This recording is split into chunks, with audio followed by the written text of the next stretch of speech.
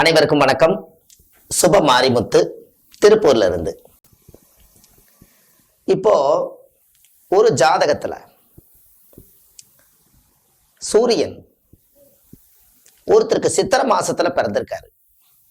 அவருக்கு சூரிய உச்சம். இன்னொருத்தர் ஐப்பசி மாசத்துல பிறந்திருக்காரு. அவருக்கு சூரிய நீசம். இந்த உச்சத்துக்கும் நீசத்துக்கும் என்ன பொருத்தம்? உச்சம்னா ஒரு 1000 வாட்ஸ் பல்பு மாதிரி. நீசம்னா அதோடைய தன்மை அப்படியே கீழே, அதோடைய சக்தி இழந்த மாதிரி. அப்ப சூரியன் ஒரு ஜாதகத்துல நீசமா இருந்தா அவங்க குடும்பத்துல தந்தை, சூரியன் என்பது அப்பா. இந்த அப்பா இந்த குழந்தை பிறந்ததுக்கு அப்புறம் அவர் தலையெடுக்க எடுக்க எடுக்க அப்பாவுடைய முன்னேற்ற வளர்ச்சியை அப்படியே டவுனாக வைக்கும். அதே சூரிய உச்சமாய் இருக்கும்போது பிறந்தா எவ்வளவோ கஷ்டப்பட்டிருப்பார் தகப்ப. அந்த கஷ்டமெல்லாம் பார்த்தீங்கன்னா தீராத கஷ்டம். அவருக்குள்ள மன வேதனையோடு இருக்கும். அப்பத்தான் அந்த குழந்தை பிறக்கும்.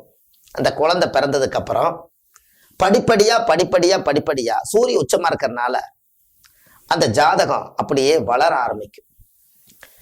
அப்படியே அந்த அப்பாவுக்கு இடம், வீடு, வாசல், சொத்து, சுகம் எல்லாமே கூடி வரும். அதுக்கு காரணம் என்ன? ஒரே பரிகாரம் தான். இந்த ஜாதகம் சூரியன் உச்சமாக பிறந்தால், சூரியன் ஆட்சியாக பிறந்தால், அதுக்கு என்ன? சூரியன் உச்சமா இருந்தா சித்திரை மாசத்துல பிறப்பாங்க. அதே சூரியன் ஆட்சியாக இருந்தா ஆவணி மாசத்துல அந்த குழந்தை பிறக்கும். இந்த ரெண்டு கான்செப்ட் தான் சூரியன் பலமடையக்கூடிய இடம். வேற எந்த இடத்துலையுமே இந்த சூரியனுக்கு பலமான ஒரு வேலை செய்யவே இல்லை. அப்போ ஒரே இடத்துல மட்டும்தான் ஐப்பசி மாசத்துல பிறக்கக்கூடிய குழந்தைக்கு மட்டும் சூரியன் நீசமாகிறார். அதே சூரியன் திசை நடக்கும் காலம் அவங்களுக்கு சில இறக்கு குணத்தை கொடுக்குது. ஏறு கணம் இல்லாம இறக்கு கணம் அப்படின்னு என்ன? நல்ல ஏறு காலமா இருந்ததுங்க. இந்த குழந்தை பிறந்ததுக்கு அப்புறம் ஒரு இறங்கு காலமா எனக்கு இருக்குது. இதற்கு நான் என்ன பண்றதுன்னு எனக்கு தெரியலைங்க. இது எப்படியாவது ஒரு வகையில எனக்கு இந்த சூரியனுடைய நீசத்தன்மைக்கு ஒரு எளிய பரிகாரத்தை நீங்களே சொல்லுங்கன்னு ஒரு பதிவுல கேட்டாங்க. அதுக்கு உங்களுக்கு ஒரு விளக்கத்தை கொடுக்குறேன். அப்போ சூரியனை நீசமாயிருச்சு, அதுக்காக தந்தையுடைய தொழிலை கீழே கொடுக்க முடியுமா? இல்லை இந்த குழந்தையை நம்ம தனியா வைக்க முடியுமா? முடியவே முடியாது. அப்போ தெய்வத்தினுடைய அனுகிரகத்துல போய்தான் இந்த நீசத்தன்மையை நிவர்த்தி செய்ய முடியும். அப்போ யாரெல்லாம் ஐப்பசி மாசத்துல பிறந்திருக்காங்களோ அவங்க குடும்பத்துக்குள்ள ஒரு மூல மந்திரத்தை காலையில எந்திரிச்சு நீங்க சொல்லிட்டு வந்தீங்கன்னா அந்த நீசத்தன்மையில இருந்து அந்த ஜாதகரும் ரிலீஸ் ஆயிருவாங்க, அப்பாவும் தலையெடுக்கிறதுக்கு நல்லா இருப்பாங்க. அதுக்கு ஒரே மூல மந்திரம் எழுதிக்கங்க. ஒரே வார்த்தை தான், ஓம் நமச்சிவாயா. இந்த ஓம் நமச்சிவாயா அப்படிங்கிறத 108 முறை காலையில் எந்திரிச்சு ஒரு பூஜை அறையில நின்று ஒரு விளக்கேத்தி வச்சுட்டு ஓம் நமச்சிவாயா, ஓம் நமச்சிவாயா, ஓம் நமச்சிவாயா இப்படி ஒரு 108 முறை நீங்க சொல்லிட்டு போனீங்கன்னா அந்த குழந்தைக்கும் அந்த சிவனுடைய அருள் வரும். சூரியன் என்பது சிவன். அந்த நீசத்தன்மை இருக்கிறனால நீங்க நமச்சிவாயா சொல்ல சொல்ல சொல்ல சொல்ல சொல்ல சொல்ல அந்த நீசத்தன்மையிலிருந்து அப்படியே எகிரி மேல வந்து இதை செஞ்சு பாருங்க. உங்களோட வாழ்க்கையில ஒரு மிகப்பெரிய ஒரு மாற்றம் அடையும். ஏன்னா எல்லாத்துக்குமே ஐப்பசி மாசத்துல பிறந்துட்டோம், நல்லா போயிட்டு இருந்தது, என்னன்னு தெரியலைங்க. இந்த குழந்தை பிறந்ததுல இருந்து வளர்ச்சியே கம்மியா இருக்குதும்பாங்க. அது காரணம் எதுவுமே இல்லை.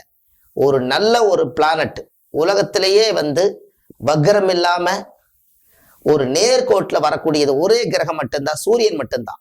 அப்பேற்பட்ட ராஜ கிரகமே நீசமாயிட்டால், அப்படி ஒரு குழந்தை பிறந்து விட்டால் அப்பாவுடைய வளர்ச்சியை அது கெடுக்குது. அதற்காக ஒரு சில பேர் சொல்லுவாங்க, இல்லைங்களே இந்த குழந்தை பிறந்ததுக்கு அப்புறம் நான் நல்லா தான் இருக்கிறேன்னு.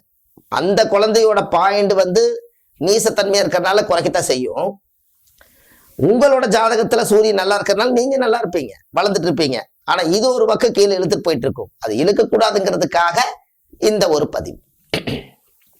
அப்போ அந்த ஜாதகத்துல சூரியன் நீசமா இருப்பதனால அந்த சூரியன் நீசம் தெளியறதுக்காக ஒரு முறை சிவன் கோயில்ல போய் தேங்காய் பழம் பூ மாலை கல்கண்டு வாங்கி அர்ச்சனை பண்ணி சாமி கும்பிட்டு வந்து ஓம் நமச்சிவாயா அப்படிங்கிறத 108 முறை சாமி கிட்ட சொல்லிட்டு வந்து தினமும் காலையில் எந்திரிச்சு இது ஒரு மூல மந்திரமா எடுத்து தினம் ஒரு முறை நீங்க சொல்லுங்க. அந்த குழந்தையுடைய ஆயுள் ஸ்தானமும் நல்லா இருக்கும், அப்பனுடைய ஆயுளும் நல்லா இருக்கும். எதிர்காலத்துல சூரியனுடைய திசையோ புத்தியோ அந்தரமோ சூட்சமோ வரும்பொழும் காலம் இந்த குழந்தைக்கும் தந்தைக்கும் பாதிப்பு எப்போதும் வராது. இதை கட்டாயமா ஒரு முறை நீங்க செய்யுங்க. இது ஓம் நமச்சிவாயாங்கிறது உலகத்துல எல்லாமே சிவன் தான். அதனால இந்த சிவன் மந்திரம் அந்த காலத்திலேயே அது ஓம் அப்படிங்கிற ஒரு பிரணவ மந்திரம் தன்னுடைய உடம்புல இருந்து அந்தரங்க அடிவயத்திலிருந்து வரக்கூடியது ஓம். நமச்சிவாயா நமக, இது நமச்சிவாயா. நீங்க எப்படி விருப்பமோ அப்படி சொல்லுங்க. இதை சொல்லிட்டு வாங்க. இந்த ஜாதகத்துல எவ்வளவு பெரிய தோஷம் இருந்தாலும் இந்த மந்திரத்தை நீங்க உச்சாரணம் செய்ய செய்ய செய்ய செய்ய ஆட்டோமேட்டிக்கா உங்களோட ஜாதகத்துல எல்லா சக்திகளும் கூடிரும். இதை கண்டிப்பா பண்ணிட்டு வாங்க. ஐப்பசி மாசம் பிறந்த குழந்தைக்கு உண்டான எளிய பரிகாரம் ஒரே வார்த்தையில சிவனுடைய மந்திரம். இதை செய்தால் போதும், உங்களுடைய வாழ்வாதாரம் நலமாக இருக்கும். அடுத்த பதிவில் உங்களை சந்திக்கிறேன். சுபம் மாரிமுத்து, திருப்பூர்ல இருந்து. நன்றி, வணக்கம்.